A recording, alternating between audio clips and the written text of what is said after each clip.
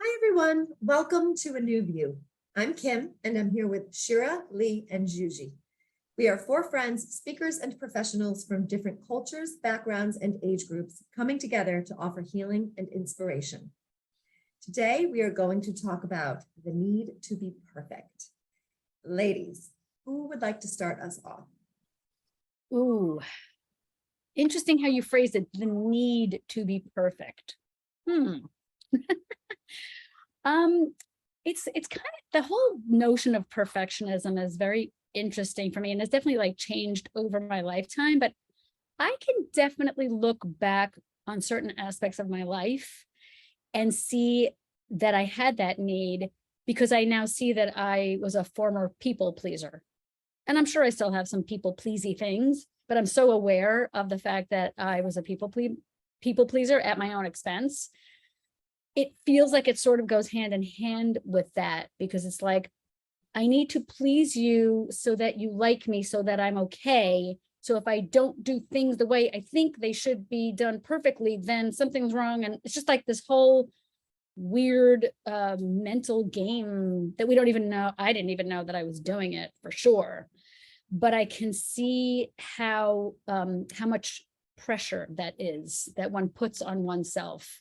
Forget about needing to look perfect and social media and comparing and just that whole like look thing. For me, it was more behavioral. Like I have to behave well, or I have to make the other person happy. But boy, did that come at a price. Tell us about that price. I mean, I didn't see it at all, but I absolutely slowly over time lost my sense of self. I was so busy worrying about what other people wanted and what they preferred that I forgot what I want and what I prefer and what I value and what's important to me. Not in every possible way, but it's just like this, there's just this perception I can see now. It's so nice to look at yourself, the parts of you that were not serving you well. It's so nice to look in the rearview mirror and go, oh yeah, I was totally like that, but I'm not like that anymore. And it's just this it's almost like life is going on up over here and you're sort of over here and you don't know how you got here, but it's just this shitty feeling of not feeling worthy and having this always this need to be perceived a certain way, when it's just this confidence eroding thing. It erodes at your confidence. And you just show up differently when you're not as confident and secure in who you are. You just show up differently. I actually read a quote on the heels of that, Shira, since you love quotes so much, that was like, perfectionism is the result of growing up in an environment where love had to be earned. Oh. And I I was like, holy moly, is that the truth? Now, here's the thing. This isn't about whether or not love actually had to be earned. It's the way that you interpreted it as a child. Yeah. And I think it was Gabor Mate who said, it's not what happens to us as a kid, it's how we experience it. So the way that I experienced my childhood is that the way I earned love from my father is by being academically perfect. And it was impossible. It was impossible, not because I'm not a smart person, although I did interpret that as I am not a smart person, because there were certain things in academia that I simply did not care to learn. That's just a fact. Like, I was not interested in chemistry. Did I have to take chemistry to be able to pass high school? Yes. Did I care about it? No. So there were certain things that I excelled at because I enjoyed them. Like anything English, history, writing, creative related, I was all for. My father happens to be a mathematician. So his I perceived that his perception of perfection was the grades that I would get in physics, math, chemistry, all of the things that weren't interesting to me.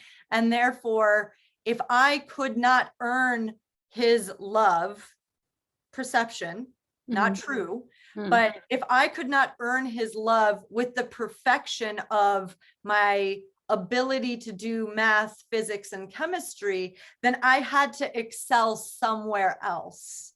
I had to be perfect in the categories where I could.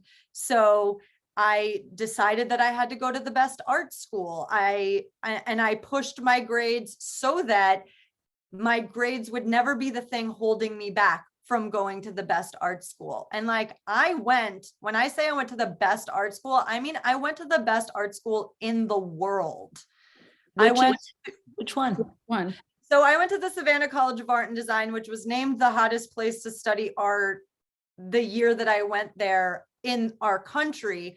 But the best art school in the world was Central St. Martin's at the time.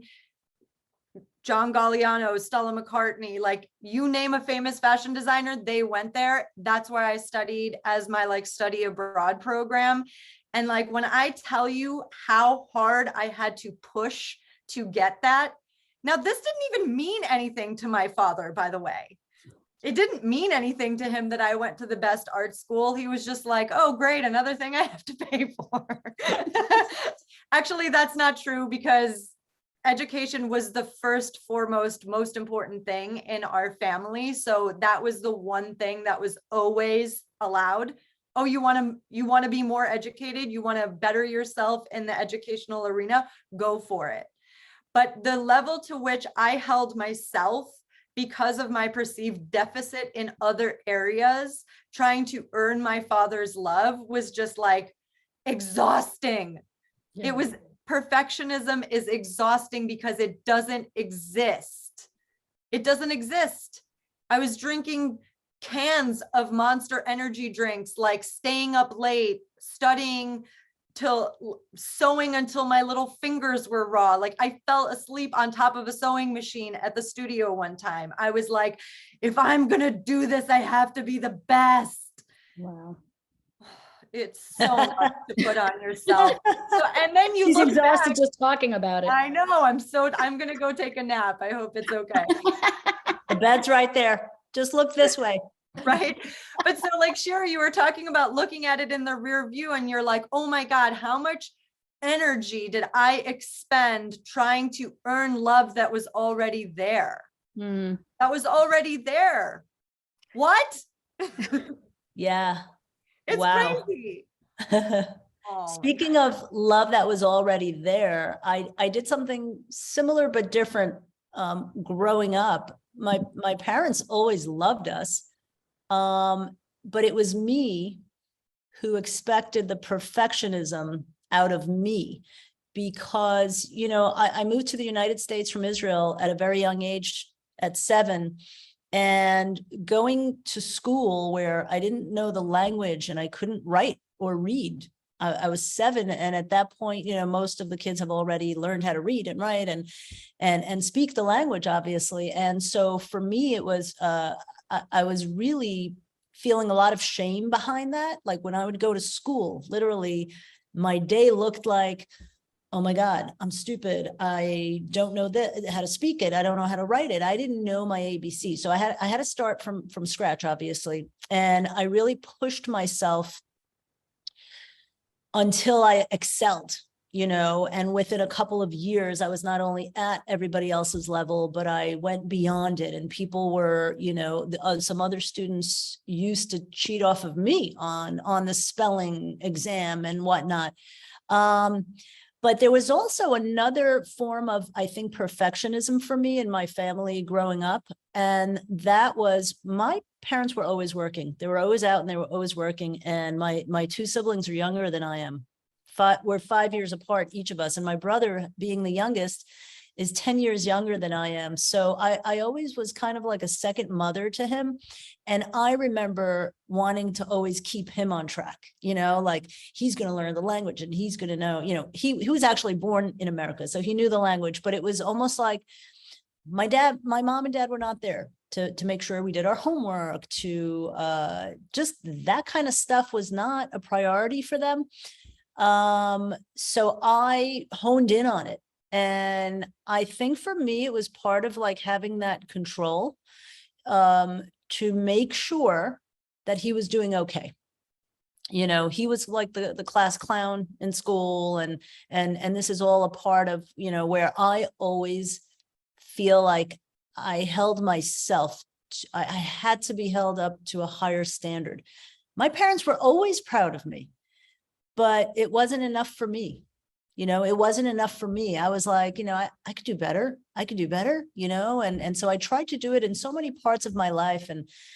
And also being the oldest out of 3 siblings, I feel like I was always identified as the most mature, the most organized. And these were things that I always had to upkeep. And I think that contributed to my not really, take a step back, like chill out, like do something stupid, and, and all this, of course, comes out and gets discovered, in my adult life. And again, it's finding the happy balance these days that is really where I find a lot more fulfillment. But yeah, there was a lot of perfectionism going on in many different aspects, I feel like. Lee, you said a word that just made me go, where? The word control. And I'm just really, well, I'll talk about me and control in a second, but I'm just curious. I feel like I relate to what you're saying for sure. Why do you know where that need for control at that age and needing to, obviously in school, wanting to excel, to catch up to the other kids and fit in and not feel stupid, huge, like clearly that's where it started probably.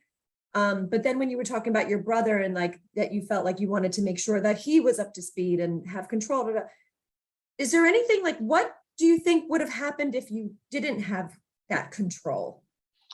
That's a good question. I feel like, again, my perfectionism, or my like making sure he's in line and doing his homework and following up was a way for me to make sure everything was on track, right? It had to be on track. So control in that way, because if I let it go or if I didn't do it, I think that I would have felt like as a failure.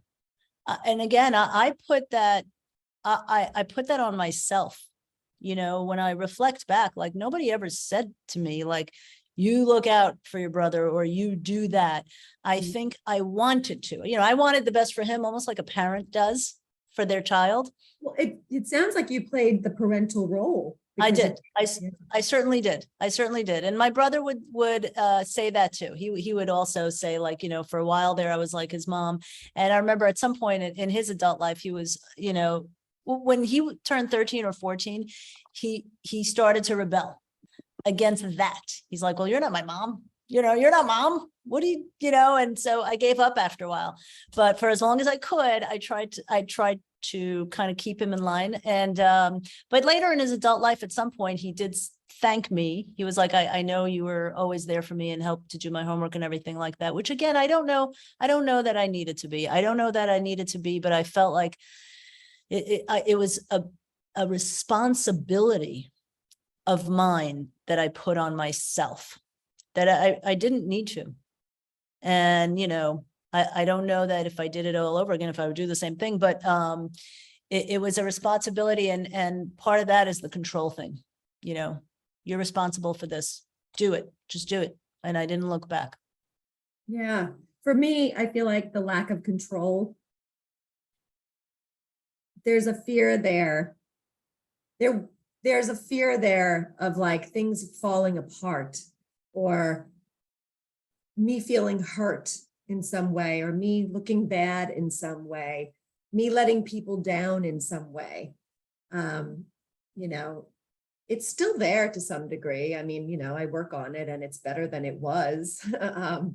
But there's a small ounce of it like inside of me because it comes up for me all the time and I question it and I look at it. Where back in the day when I was younger, I didn't know to do that,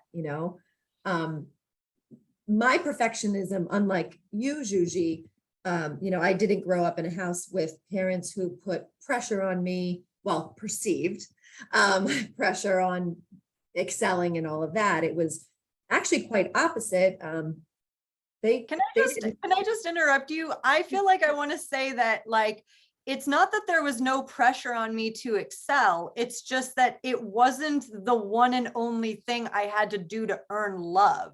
You know what I mean? That's where it kind of gets murky because the pressure was there. Like it wasn't just coming from inside my family. I went to a very academic school. People at 12 years old were wearing Yale sweatshirts to school. Okay. Like there were expectations in place, right? There was definitely this, it wasn't unspoken, but there was definitely just this background frequency that permeated everything about this place is for achievement. This place is for achievement. But I didn't go home at the end of the day to somebody saying to me, I will still love you even if you don't achieve X, Y, and Z. That was never verbalized to me. And I can't blame my parents for that because it didn't even occur to them necessarily to be like, we should probably let them know that we will still love them even if they don't achieve, even if they don't go to Yale. Okay. Right. Exactly. It doesn't occur to us, like that's just what it was. Yeah. Well, and I didn't experience that. I experienced something different, which was, so in my house, my parents, there was never pressure with school and stuff like that, like at all, actually, now that I think about it, like, but there was a lack of attention somewhere where, if, my dad, you guys know, was an alcoholic and would be very reclusive. And then my mom was either always working or just, in a million directions. So if anything, it was like my perfectionism is stemmed from definitely people pleasing. I remember cleaning up after my dad and my mom. Like I just remember cleaning. If my dad left a mug on the counter and it left a ring, I would literally be behind him, like scrubbing that because God forbid my friends came over and saw that like messiness. And a ring around the counter is not messy, but there was a lot of messy things. And I just remember becoming like a compulsive cleaner. And then later in life, I started working on that because it was pointed out to me in therapy, or I think I knew it was unhealthy. I knew the amount of times I would clean a day or that I would feel unsettled going to bed because something wasn't clean. Like I knew that the perfectionism there was stemmed from, feeling like that someone's going to see this and they won't like me and they'll think something bad of me. Like it definitely stemmed from that. And then as I got older, I definitely took it into my work where like, I just wanted to do the best job I could. And if that meant working 17-hour days, that's what it meant. And I wanted to constantly prove myself and prove that I was like the best employee I could be. And like, I'm going to say the word you said earlier, exhausting. Oh my God. And then sick. I was always getting sick. It's like, is that not the biggest sign ever when like you can't even function because you're like home in bed and you're just constantly, getting sick and all of that. And I didn't even realize until years after that, how unhealthy that was. Wow. So it just took like years of this like journey of, I'd get a little better, but then it would come out again. And then I'd get a little better because I'd work on it. And then it would come out again. And to this day, there's still little pieces of that. I do want to do the best job I can. But I'll stop now and go, I need to take a walk. I'm drained. I'm working really hard. I don't care. I need to stop and take care of it. Like there's just moments I have now where I didn't have those moments back then. But the one biggest thing that I wanted to say that was the biggest, most like mind-blowing thing I learned, and I don't know where I read it, or maybe a therapist said it to me. I don't know, but it stays in my heart forever. And I always think of this. Striving for perfection, like that need to be perfect, that need for control, because that's what it is literally like it cannot, happiness and need for control in any sort of way cannot exist in the same space. So that always comes back to me, like when I have a moment like that, and I'll feel it. I'll feel unhappy, and it's so clear, but I just always have to remind myself of that. Girl, if you want happiness, which is what we all want at the end of the day, the two can exist together. And that really helps me. Wow. Kim, All that's right. like, that's such good stuff. Oh, go ahead, Juji. I had a question for Kim because she used the word control over and over again, and that was the word that stuck out to me the most. Do you feel like, and I feel like this is for everyone who feels the grip of perfectionism, is like, there's something I can't control, so I will control this other thing. You can't control your dad's drinking, so I will control the house. I can't control the way that my, like the way that my boss runs things, but I will control my piece of it. The answer is 100% yes. And another word that just came up for me just now, because that control helps me feel safe. Wow. Yeah. Yeah, that's huge. And I love that, Juji, because it just made me realize, that control, for example, to steer my brother on the right path, because my parents were too busy, right? With their business. I think for me, I was trying to control probably or I don't know, something about my parents not really putting an emphasis on our education, on the academia. They did not. So I did that for them because I knew from a young age that was really important. And I actually held resentment. That was on another episode about that for a long time. I was like, they didn't, talk about college, and they didn't, and so I knew I wanted that for myself. Never to feel subpar or less than the other kids like I did when I couldn't speak the language or read or write in English. But secondly, to just feel that accomplishment. And I just knew that there was something so important in doing that. And yeah, that's where my control, I think, came from, is like, yeah. I'm sorry to interrupt you. Were you scared? Were you scared that you and your siblings wouldn't excel and like be up to par in this new country? Was that a fear, you think, inside of No, you? I think only in the beginning it was. Probably when we first landed here. I mean, like, don't forget, my brother wasn't born until I was 10. So when I first got to America, I was 7. My sister was 2. So I went through some kind of fear of like, of feeling not good enough as a student or as a person on my own, and not knowing the reading and the writing. But that, that came quickly, and, you acclimate and you learn and you adjust. And again, within a year or two. So again, no. And then it just became important. It became important because I saw it put me in a whole different place, so now you've brought yourself up to the same kind of educational level, so to speak. And confidence too, like Yeah. when you Oh, feel yes. confident, I mean, that changes Yeah. everything. It makes it important. It motivates. Absolutely. You. Absolutely. And I'm sure there was underlying fear always of something, but the fear of not being good enough in school or knowing the stuff, that was initial, not later on. And when my siblings were old enough and went to school, I don't think I had that fear for them at all. I had the concern, but no, it wasn't worrisome. You I know, just I had, just want to point out the stark contrast between the two of us.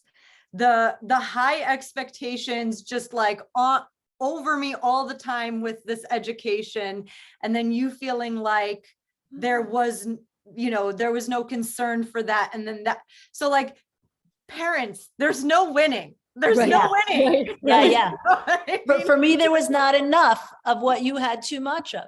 Yeah. And again, perception. Yes. That was my perception, right? It doesn't mean it was right or wrong. Well, this is interesting because I have had, like, I'm just listening to all of you talk and I just had my own little mini aha moment. And that is, what is perfect? Ah. Like literally just think about that for a second. Like there's so many ways that one can be perfect. I want to look perfect. I want to be a perfect student. I want to be the best artist. I want to be the best fashion designer. Like it's all in the eye of the beholder anyway. So why not? Because we can't get into other people's heads. Like what you just said, Juji, like all parents, like you can't win. But parents need to be aware of this, right? They need to be aware of as best you can. You can never fully understand what the intention is of the parent. Most parents have good intentions, but as you grow up, the better questions to ask yourself are, what feels good in my opinion, right? What looks good in my opinion? Just sort of like value and trust yourself and do things with as much excellence as you can. And then it's all on you, right? Like I feel good in my own skin. I like my art. I like, as opposed to trying to figure out what other people are freaking thinking, which we can never, ever, ever do. It's just a different perspective. So it's just like, what is perfect? I don't know what's perfect. What could be perfect for you is not perfect for me, is not perfect for the other person. So it's like, stop trying to figure it out. You know, I was talking. Yeah. Go ahead, I was Liz. going to say, and it's just something that we very often don't even think of it as like, I was trying to be perfect, or I was trying to control the situation. It's really just not even in our mind or in our head at the time. Yeah. And something else that just keeps coming to me is stay in your own lane, because it's so easy to compare ourselves to others. And then we want to be the best. But really, if we just don't concern ourselves with others and we just do the best we can and allow that to be enough, I think that's the hard part, is allowing that to be enough. And also, like, if you don't get an A in every one of your classes, like, what if you have a crappy teacher? That was always my excuse, Shira. We would sit down at the end of each semester to go through all of my grades, and I'd be like, oh, well, that was not a good trigonometry teacher. That's why. Did your parents believe you? Yeah. Yes. Wow. That is But so you know funny. what? I feel like what is a mark of a really good teacher is to get children to get excited about things that they're not actually excited about. Yeah. So it wasn't necessarily a lie because they just didn't excite me. One of my favorite, like actual favorite classes in high school was geometry. And I was like, I'm not a math person. Like I had all of these stories about myself already. And then I excelled in geometry because it was so much fun. Now, I will also say that geometry is very visual. So I feel like that also helped. But the fact that I kind of gained back a little confidence about my skills in math because I was excelling in this math class where I feel like the teacher did a really good job of getting us excited, making us feel like math could be fun and easy. So there is something to be said for that, but also just let's be honest with ourselves about what it is that we are good at and what it is that we just aren't interested in. Like, because that's the whole thing about schooling, is that you are there to discover what it is that you're passionate about, what lights you up and stuff like that. So to constantly be putting children down for, not excelling in things that just don't light them up, it's difficult because that is such a good point. It's just like, oh, you don't like math, or you're really drawn to it. Like, what about this? As a parent, you should just be so curious about what your children are drawn to. Right. And And one of the hardest parts, I think, is also like one of you mentioned is like being okay with where you are, right? Being okay with where you are. And if you have an influence from your parents or your siblings that you're not good enough, that's obviously going to impact it. But, you know, it's funny what you just said, Juji, about like when you didn't do well in a class, you would blame it on a teacher, right? And as part of your perfectionism, but it brings me to, I play pickleball very often, and we sometimes get very competitive, but mostly we don't, because it's a very social, fun game, unless you're, you know, playing competitively. But when we miss a ball sometimes that is so obviously like just a dumb miss, you're like, we'll blame the breeze. That may or may not be there. In the same way, actually, we give each other accolades for like a really great hit or serve. Sometimes if like I can serve it and it's not the greatest serve that made somebody miss, but if they miss, they'll be like, oh, great serve. That is perfect. It's like the exact contradictory. It's like, oh, okay.